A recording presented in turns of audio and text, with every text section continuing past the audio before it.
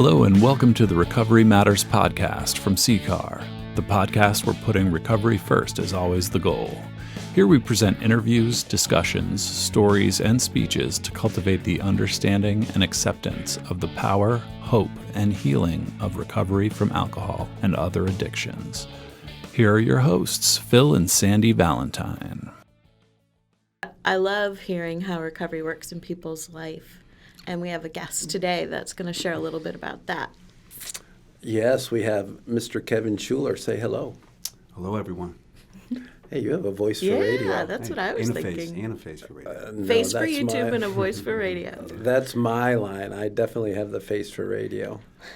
Unfortunately, consistency and application of that knowledge has always been a struggle for me.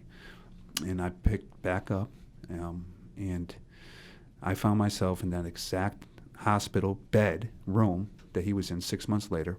Wow. After an overdose, and a severe overdose at that.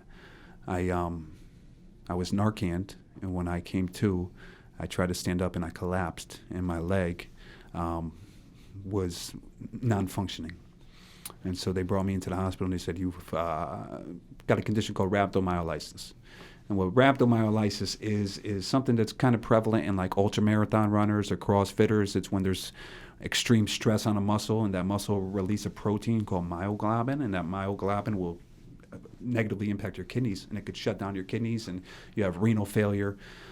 And on top of that, I also had a myocardial infarction, MI, which is a heart attack, at 31 years old, because as John Schwartz's favorite taste of substance was also mine.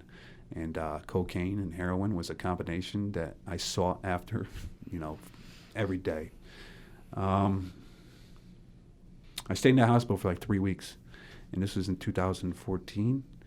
And members of the recovery community, because I had a footprint in the rooms, right? I'd been in and out so many times, and I'd been objectified by sponsors, and I rebelled against being told what to do, and so maybe that's part of the reason why I struggled. But I recognize I had enough evidence to say that if I didn't embrace recovery, I wasn't going to have much of a life.